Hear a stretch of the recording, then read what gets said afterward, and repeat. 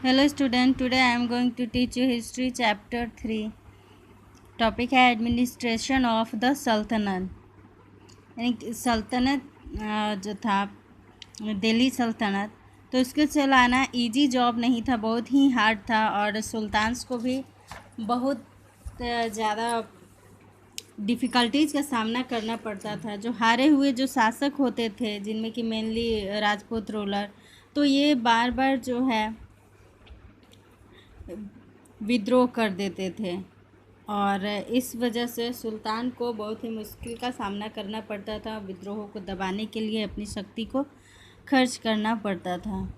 Next topic है security of the throne, यानी कि थ्रोन के सिंहासन की रक्षा कैसे होती थी, उसकी रक्षा करने वाले कौन लोग होते थे।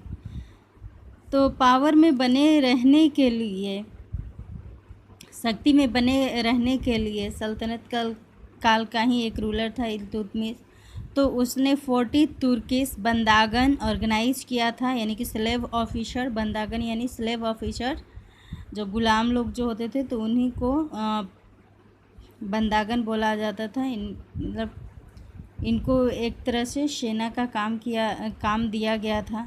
तो उसने 40 तुर्किश बंदागन यानी स्लेव ऑफिसर का ग्रुप ऑर्गेनाइज किया था, और ये जो ग्रुप था तो इसको बंदागने तुर्क चिहलगानी बोला जाता था, या शॉर्टकट में चिहलगानी या चालीसा बोला जाता था।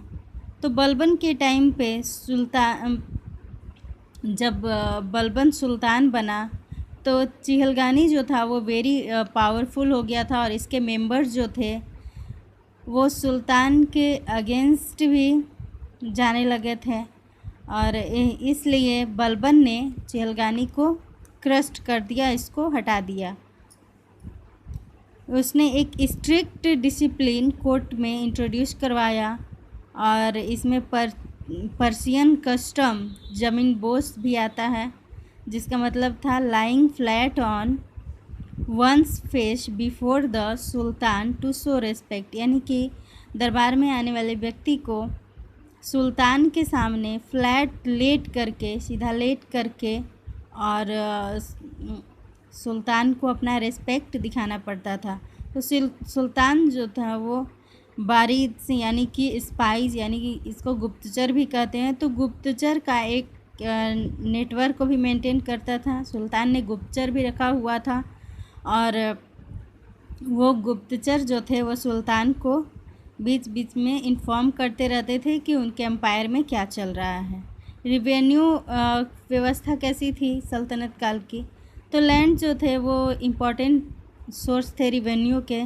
खराज यानी जो कि लैंड रिवेन्यू था, ज़मीन से कर लिया जाता था, उसको खराज बोला जाता था। और ये एग्रीकल्चर प्रोड्यूस के एक मतलब शेयर से कलेक्ट किया जाता था। जो भी उपज होती थी उसका एक भाग लोगों को टैक्स में देना पड़ता था, रिवेन्यू में देना पड़ता था। अलाउद्दीन खिलजी ने लैंड को रीअसेस्ड करवाया था। उसने पीजेंट्स के प्रोड्यूस का, यानी कि किसानों के पास जो भी उत्पादन होता था तो उसका आधा जो था, आधा रिवेन्यू के रूप में देना पड़ता था। अलाउद्दीन अपने सोल्जर्स को सैलरी जो है फिक्स्ड सैलरी देता था और कैश के रूप में देता था। तो कई प्लेसेस पे रिवेन्यू भी जो था वो कैश में ही पेड किया जाता था, और इसके लिए किसान जो होते थे वो अपने उपज को, अपनी फसल को बेच करके और पैसे को कैश रूप में रिवेन्यू पे करते थे। ग्रेन जो था, अनाज जो था, रिवेन्यू के रूप में कलेक्ट किया जाता था। मतलब कि जो अनाज रिवेन्यू के रूप में कलेक्ट किया जाता था तो उसके लिए ग्रैनरीज बनी होती थी, गोदाम बनी होती थी, और उस गोदाम में उस अनाज को रखा जाता था। और उस अनाज का उपयोग नेचुरल क्राइसिस जैसे कि फेमिन्स और फ्लड, यानी कि जब अकाल पड़ती थी और बाढ़ आती थी तब उसका यूज़ होता था। इक्ता क्या है, तो इल्तुतमिश के द्वारा ग्रांटेड लैंड, यानी कि जो अनुदान में दिया गया जो लैंड था उसको इक्ता बोला जाता था, और वो उसके आर्मीज़ को दिया जाता था। आर्मीज़ को दिया जाने वाला लैंड जो होता था इक्ता कहलाता था, और रिटर्न में इक्ता होल्डर जो थे वो इक्तादार कहलाते थे और या फिर मुक्ति कहलाते थे। तो उनको सुल्तान की मिलिट्री को, सुल्तान की सेना को युद्ध के समय में हेल्प करना होता था। मुक्ति जो था वो सुल्तान के प्रति आंसरेबल था, और इस प्रकार से इक्ता जो था वो ट्रांसफरेबल था, यानी कि एक से दूसरे के बीच में इक्ता को दिया जा सकता था। वो इक्ता से रिवेन्यू कलेक्ट करता था, और जो भी एडमिनिस्ट्रेशन का जो भी खर्चा होता था, जो शासन व्यवस्था चलाने में जो भी खर्चा होता था, या ट्रूप्स और हॉर्सेस को मेंटेन करने में, सेना या घोड़ों को मेंटेन करने में जो भी खर्चे होते थे, तो वो इक्ता के रिवेन्यू से, इक्ता के द्वारा जो मिले हुए रिवेन्यू होते थे उससे किया जाता था, सब मेंटेन किया जाता था। तो मुक्ति और उसके सोल्जर्स जो होते थे वो इक्ता हेड क्वार्टर में कैंप करते थे, इक्ता हेड क्वार्टर में रहते थे, और उनके फैमिली मेम्बर्स भी रहती थे। तो सेफ्टी को इंश्योर करने के लिए, सुरक्षा की दृष्टि से ये जो कैंप साइट्स थे तो ये फोर्टिफाइड किए गए थे, ताकि इसकी जो है वो दुश्मनों से रक्षा की जा सके।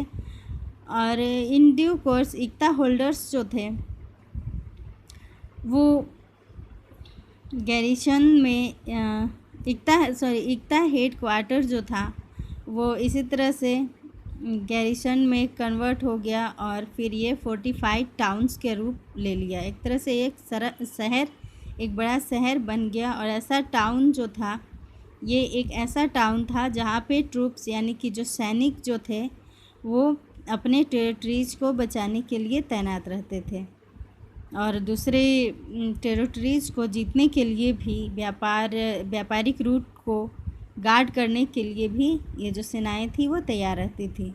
मंगोल पॉलिसी, नेक्स्ट टॉपिक है मंगोल पॉलिसी। तो the policies of Iltutmish and Balban. तो इल्तुतमिश जो था फर्स्ट दिल्ली सुल्तान था जिसने मंगोलों का आक्रमण को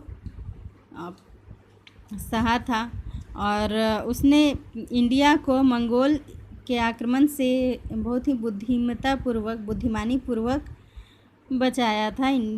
मंगोल आक्रमण से कैसे बचाया था? तो ईरान का रूलर जो कि मंगोल चीफ चंगेज़ खां के द्वारा हरा दिया गया था, तो ईरान का रूलर जो था वो शेल्टर मांगने के लिए आया हुआ था इल्तुतमिश के पास, और इल्तुतमिश ने उसे मना कर दिया अपने यहाँ शेल्टर देने के लिए, अपने यहाँ शेल्टर देने से मना कर दिया, अपने यहाँ रहने से मना कर दिया। तो इस प्रकार उसने बुद्धिमानी पूर्वक मंगोल चीफ चंगेज़ खां की नज़रों में वो ऊंचा उठ गया और इस वजह से उसको मंगोल आक्रमण का सामना नहीं करना पड़ा। बलबन ने कई किले बनवाए ताकि वो मंगोल आक्रमण से अपने राज्य की सुरक्षा कर सके, अपने एम्पायर की सुरक्षा कर सके। अलाउद्दीन खिलजी पॉलिसीज़, अलाउद्दीन खिलजी की क्या पॉलिसीज़ थी? तो अलाउद्दीन ने नए फोर्ट बनवाए, नए किले बनवाए, और जो पुराने किले थे उसको रिपेयर भी करवाया, और साथ साथ जो नॉर्थ वेस्टर्न फ्रंटियर था उसको भी रिपेयर करवाया और उसको मजबूत करवाया ताकि आक्रमण से रक्षा की जा सके। उसने गैरिसन टाउन भी बनवाया जिसका नाम था सीरी नाम का टाउन ये अलाउद्दीन खिलजी ने स्थापित किया। उसके जो एबल जनरल्स थे तो उसके एबल जनरल्स ने, उसके योग्य जो जनरल थे, उन्होंने मंगोल रेडर्स को, मंगोल आक्रमणकारी को बाहर का रास्ता दिखा दिया, और वो मंगोल आक्रमणकारी जिन्होंने उसके टाइम में, मतलब कि इसके शासनकाल में, अलाउद्दीन खिलजी के शासनकाल में कई बार इंडिया पे रेड किया था। आर्मी एडमिनिस्ट्रेशन, दिल्ली सल्तनत में आर्मी एडमिनिस्ट्रेशन कैसी थी? तो अलाउद्दीन जो था फर्स्ट दिल्ली सुल्तान था जिसने कि वेल इक्विप्ड स्टैंडिंग आर्मी को मेंटेन किया था, यानी कि एक सुसज्जित स्टैंडिंग आर्मी को उसने मेंटेन किया था। वो सोल्जर्स को कैश के रूप में पे करता था और उन्हें इम्पोर्टेड हॉर्सेस देता था। इनकी जो आयात किए हुए जो घोड़े होते थे, अच्छे नस्ल के जो घोड़े होते थे, उनको वो सेना को देता था। और ये जो हॉर्सेस थे ये ब्रांडेड थे, ब्रांड किए हुए थे ताकि इनको चोरी से बचाया जा सके। और एक डिटेल डिस्क्रिप्शन हर सोल्जर के पास होता था। इकोनॉमिक मेजर टॉपिक है। तो अलाउद्दीन जो था वो जो भी आवश्यक जो वस्तुएं थीं तो उनकी प्राइस को, उनकी कीमतों को फिक्स कर दिया था ताकि जो भी सोल्जर्स हैं जिनको सैलरी दी जाती है तो वो इन चीज़ों को खरीद सकें।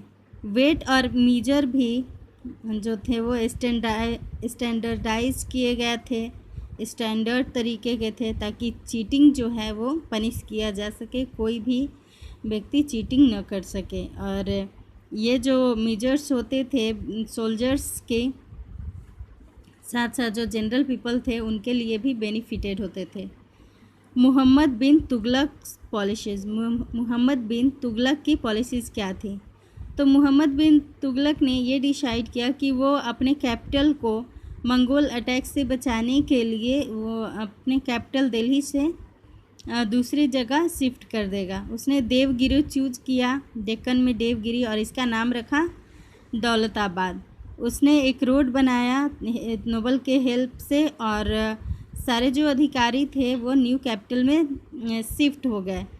लेकिन उसे फिर रियलाइज़ हुआ कि वो नॉर्थ वेस्टर्न फ्रंटियर को जो है कंट्रोल नहीं कर सकता है दौलताबाद से। तो फिर से उसने अपना कैपिटल जो है दिल्ली बैक कर लिया, फिर से दिल्ली को अपना कैपिटल बना लिया और वापस दिल्ली चला गया। तो इसके कारण उसे हैवी फाइनेंशियल लॉस हुआ और लोगों की भी क्षति हुई। लोग भी जो थे वो आने जाने में कई जो अटैक हुए बीच में, तो इस वजह से लोग भी मारे गए। तो सुल्तान को डेक्कन के ऊपर जो कंट्रोल था तो वो भी लॉस्ट करना पड़ा, वो भी उसे खोना पड़ा दिल्ली वापस आने के बाद।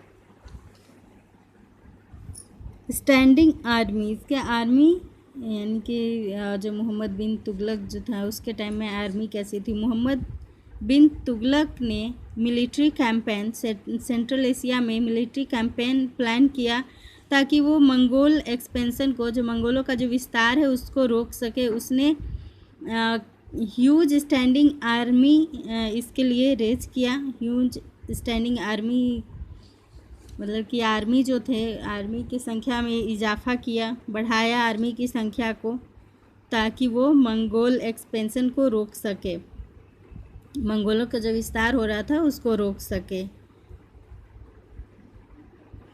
हालांकि बाद में उसने इस प्लान को गिव अप कर दिया, इस प्लान को त्याग दिया। नेक्स्ट है इकोनॉमिक मेजर्स। तो आर्मी के एक्सपेंसेस के, आर्मी के जो खर्च होते थे उसके लिए मोहम्मद बिन तुगलक ने लैंड टैक्स को बढ़ा दिया। गंगा यमुना दोआब में लैंड टैक्स को बढ़ा दिया और कई फार्मर्स जो थे इस वजह से टैक्स को बढ़ाने के कारण विद्रोह करने लगे और